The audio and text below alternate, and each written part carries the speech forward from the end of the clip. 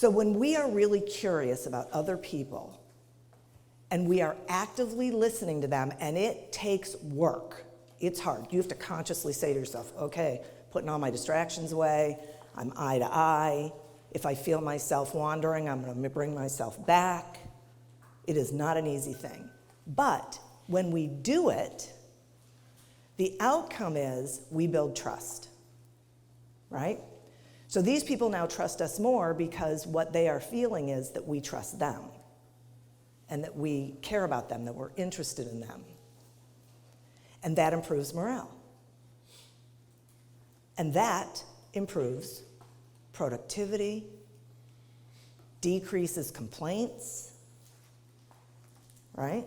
So people are happier, and it increases engagement. And this one I think is really interesting, especially for your environment, because it is employee-owned.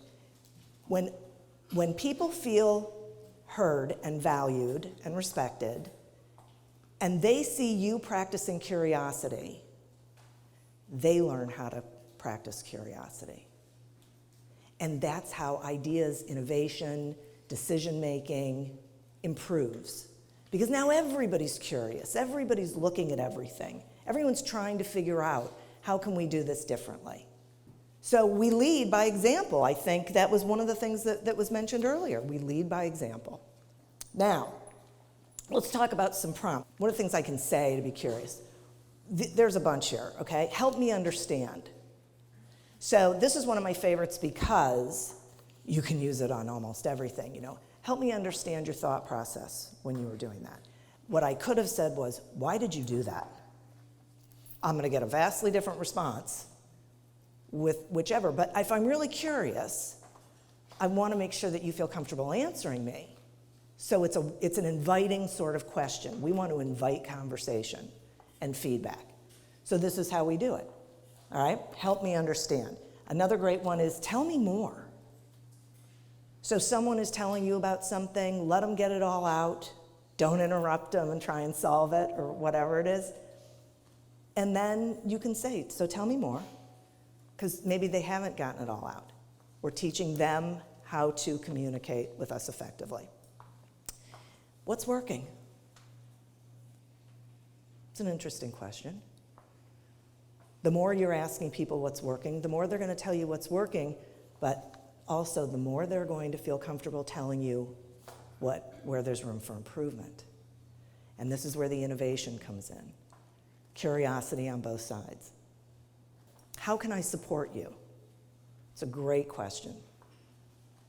You may or may not be able to do whatever the answer is, but starting to have that conversation with someone really helps them feel heard and respected, and the trust goes up.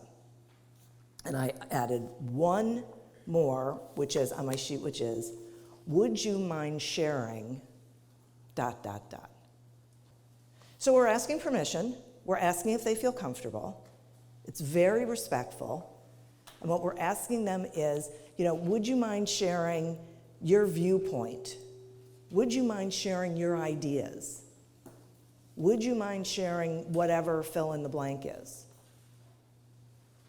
For those people who haven't been treated like that in other places where they've worked, it's going to be a little unsettling at first, it's going to be a little surprising, but when you're really showing that you're really curious and you are listening to the answer, you are absorbing what they're telling you.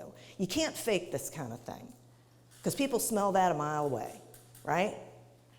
And that just totally gets rid of trust. There is no trust after that. So you have to genuinely be interested in learning, not knowing. Genuinely interested in being present in the moment and understanding that the value is that it elevates the entire organization, because it elevates everybody. And I will say, my last part of value statement on this is it makes your job easier.